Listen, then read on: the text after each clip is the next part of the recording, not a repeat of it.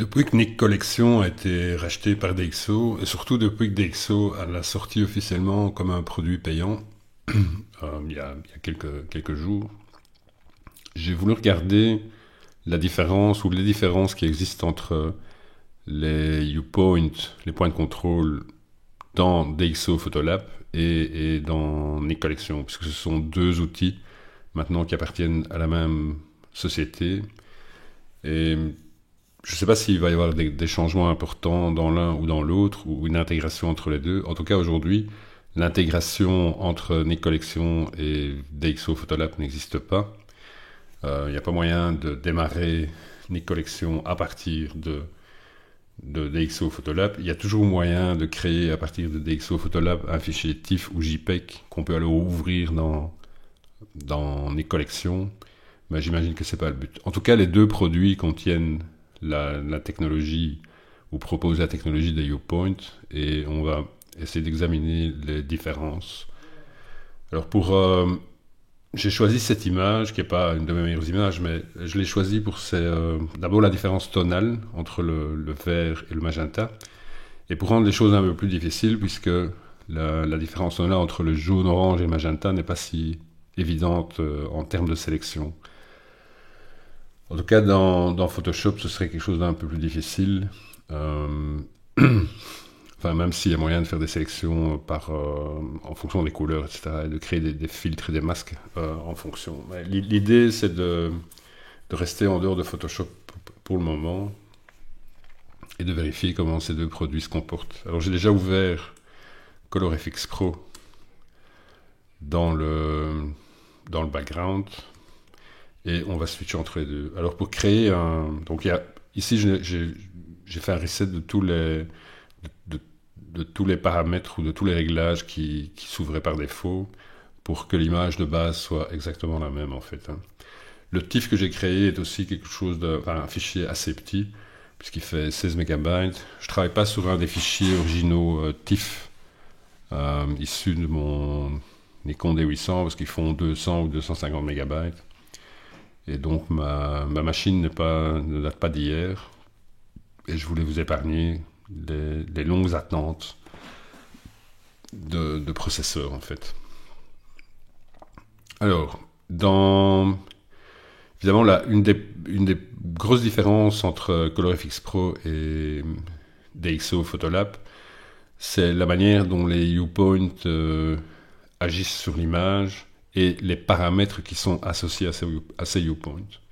On va commencer par Photolab. Pour activer les UPoint, il faut cliquer sur Local Adjustment et on va essayer de placer un UPoint sur cette partie jaune qui se trouve là. Voilà, il nous propose directement un masque. D'accord ? Et on va faire un peu pareil dans ColorFX Pro. Pour ça, il faut d'abord activer un des filtres. Je vais utiliser par exemple Bleach Bypass parce que là on voit bien ce qui se passe. Donc pour l'instant ce filtre agit sur l'ensemble de l'image et pour ajouter un UPoint dans ColorFX Pro il faut cliquer sur ce bouton plus, ce petit cercle avec le bouton plus et je vais ouvrir ce menu déroulant et les UPoint vont finir par s'afficher ici. Alors je vais essayer de le mettre au même endroit à peu près. Voilà. Alors, le masque s'est affiché directement. Donc, les parties blanches sont celles qui seront affectées par les réglages. Les parties noires sont celles qui sont moins affectées ou pas affectées par le réglage. Au plus elles sont noires, au moins elles sont affectées. Noir total égale 0 effet. C'est exactement la même chose dans Nick Collection et dans ColorFX Pro 4. Pour afficher le masque, il faut cliquer sur ce petit carré qui se trouve ici. Voilà. Donc, la première chose qu'on veut voir, c'est que la sélection sur les jaunes est quand même bien faite et elle se fait dans le cercle qui est indiqué par ce petit curseur ici. Donc si je bouge le curseur, j'étends ou je restreins la zone dans laquelle l'effet qui se trouve à droite, qui est maintenant Bleach Bypass, va avoir lieu. Donc pour essayer de comparer les deux, je vais mettre le cercle au bord du pétale qui se trouve ici. Voilà, c'est pour juste avoir le même genre de comparaison. La première différence, c'est que ce petit slider n'existe pas dans Photolab. Il faut aller sur le bord du cercle représenté ici et tirer dessus. C'est un peu plus moderne. Hein. Donc, il ne faut pas oublier que le développement de Nicollection s'est interrompu quelque part en 2012. Ça fait 6 ans, même si le produit reste très très performant, je dirais. Donc il y a quand même des choses dans l'interface qui sont un peu vieillottes. Ça c'est un bon point pour du côté de chez DxO Photolab. Alors on voit que quand on a créé ce viewpoint, est apparu ce qu'ils appellent l'égaliseur. Et cet égaliseur est divisé en 3 différentes couches. Tout ce qui est lumière, tout ce qui est couleur et tout ce qui est détail. Et bon, on a de moins en moins de curseurs, mais il y en a déjà pas mal. Hein. Donc, dans la lumière, on a tous les curseurs standards, en fait. Hein. Exposition, contraste, micro-contraste. Clearview, c'est comme un dièse de Lightroom, donc ça permet d'améliorer la netteté sur les zones, comment on dit, de brouillard. Etc. Donc l'idée ici c'est pas de faire l'inventaire de tout ça, mais donc il y a de la couleur, vibrance, saturation, etc. et netteté ou flou. Alors le masque, une autre différence c'est que ce viewpoint n'a pas de slider pour l'opacité. Dans Nicollection, vous avez donc un slider pour étendre ou restreindre la sélection, et vous avez aussi un slider pour l'opacité. Donc à 100% de l'effet qui sera des curseurs qui seront définis à droite seront appliqués sur ces zones blanches. En diminuant l'opacité, je réduis la portion d'effet sur ces zones blanches, hein, puisqu'elles deviennent de plus en plus noires. Donc ce slider n'existe pas donc dans Photolab. Donc il n'y a pas moyen quelque part d'affiner l'ensemble des paramètres sur la zone sélectionnée par le viewpoint.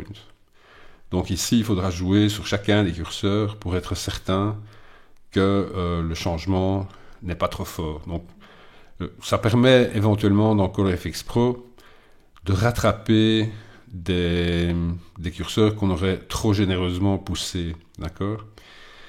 Donc je vais enlever le masque et pour vous montrer qu'il y a bien un effet, hein, j'active et je désactive le filtre. Donc vous voyez qu'en plus de fonctionner sur le jaune, ça fonctionne aussi sur le magenta. Et de l'autre côté, si j'enlève le masque et que je change, je ne sais pas moi, l'exposition par exemple, c'est pour montrer la différence. Ici, on n'a pas forcément un effet sur les pétales, ce qui est pas mal, quoi.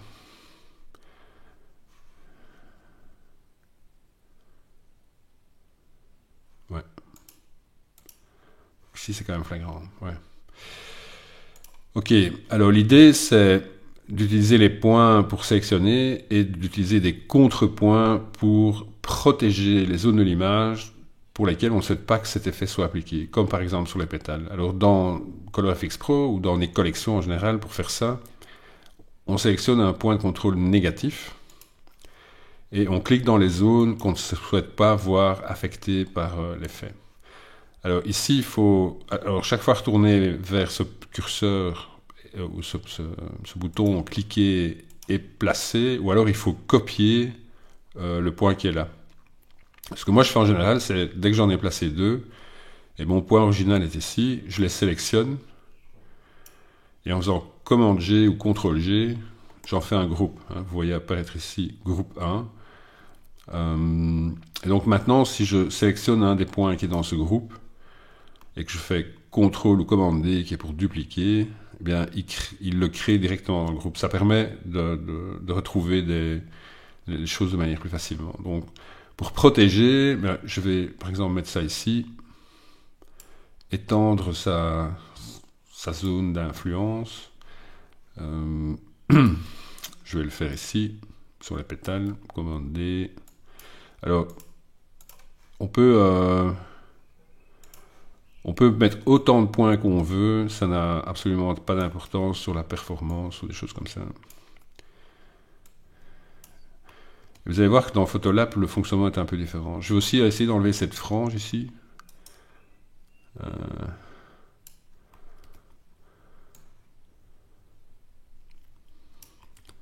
Donc vous voyez que protéger ou activer des zones, bah, ça va relativement vite. Euh, bon, je peux comprendre, c'est peut-être parfois un peu astreignant. Mais voilà, l'idée c'est de garder uniquement les pistils en jaune et on va aller faire la même chose dans Photolab. Ici le fonctionnement est assez différent puisque pour installer un contrepoint, on le voit ici, protéger une zone, il faut faire Alt ou Option clic. Hein. Et alors on va avec le curseur, donc vous voyez le petit curseur, il y a un moins qui apparaît. Et on va activer le masque, comme ça on verra directement la différence. Et dès que je clique, je protège la zone. Oui. Alors la frange elle est toujours là, je vais l'enlever aussi. Ici il y a une frange, je l'enlève. Et là aussi. Voilà. Alors ici on voit un effet un peu, je dirais, pénible, et certainement quand on enlève les masques, c'est que toutes ces zones de sélection restent affichées à l'écran tant qu'on reste avec son curseur dans la zone de l'image. Pour enlever l'ensemble de ces cercles, il faut sortir de l'image et aller soit dans la barre de menu ou dans le menu qui se trouve à droite. Donc là, on peut vérifier son image. Si on revient, maintenant qu'on essaye de changer des choses, ouais, les cercles disparaissent, donc on voit immédiatement ce qu'on fait. Mais dès qu'on relâche, on a tous ces cercles qui sont là. Ça, c'est pour moi, pour ma part, c'est un peu embêtant. Alors, il faudrait peut-être une option pour dire activer les cercles de sélection ou les désactiver. En tout cas, dans ColorFX Pro, ces cercles n'existent pas. Il faut aller cliquer sur le curseur. Tiens, il y a un petit bug ici, tiens. C'est marrant ça.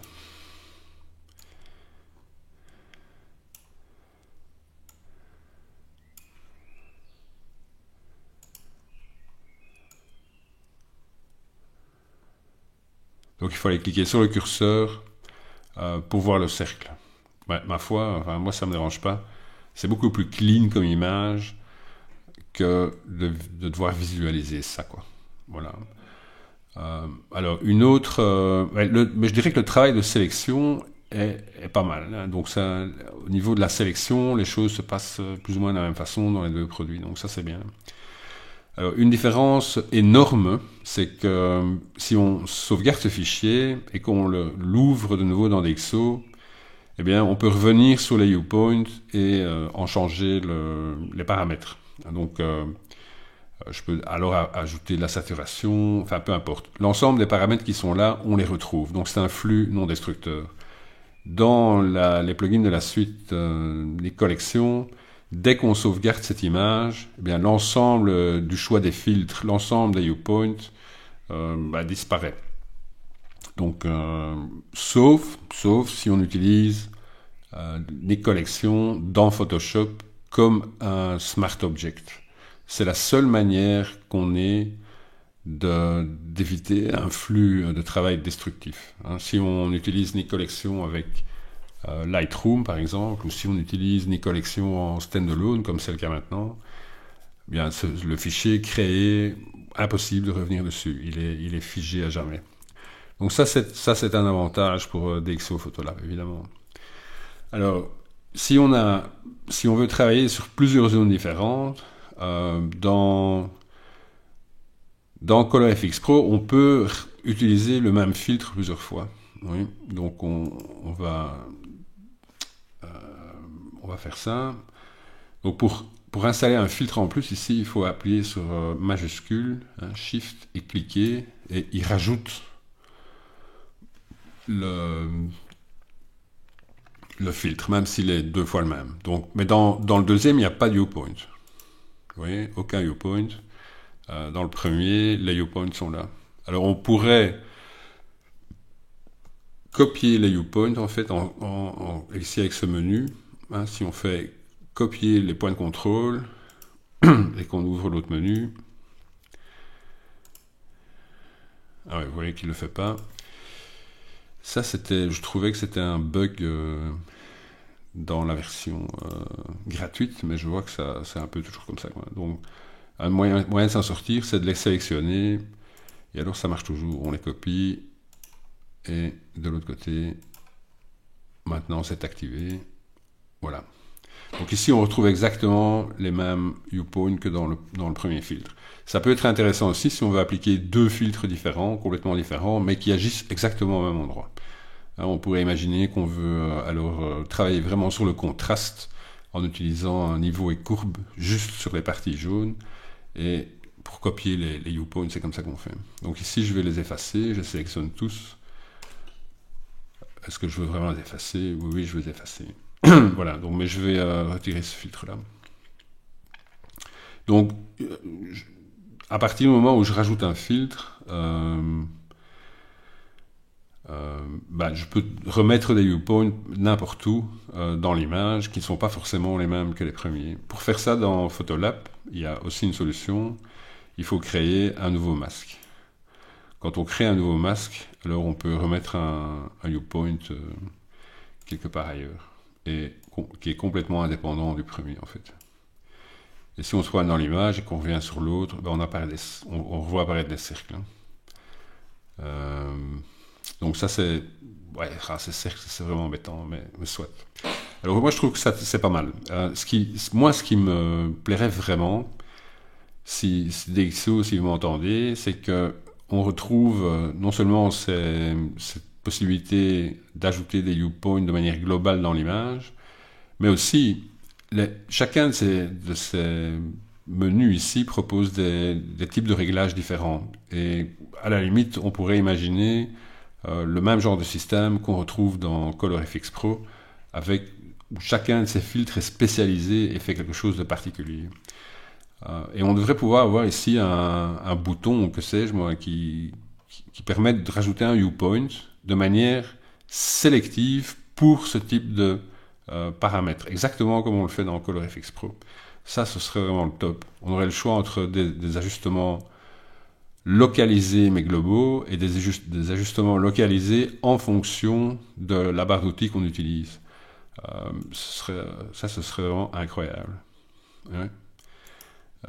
Voilà, un souhait peut-être. Alors c'est peut-être très compliqué à faire, ça c'est bien possible. Ok, donc on a vu que le masquage, etc., c'était à peu près le même. Les groupes de points, ça on a vu, ça fonctionne de manière un peu différente. Ici, il n'y a pas besoin de copier-coller les points négatifs. Tant qu'on appuie sur Alt ou Option et qu'on clique, on rajoute des points de protection. Et si on veut voir le masque résultant, on voit que c'est comme ça. Bon, ici j'ai fait un peu n'importe quoi et ça a fini par avoir un effet aussi sur la zone de sélection, mais il suffirait de réduire un peu les cercles d'influence et on va retrouver des zones bien blanches ici. Voilà. Ok, en deux mots, ça ce sont les différences essentielles entre Nik Collection et Photolab. Ah, peut-être encore quelque chose. Donc, je vais encore ouvrir le fichier dans SilverFX Pro.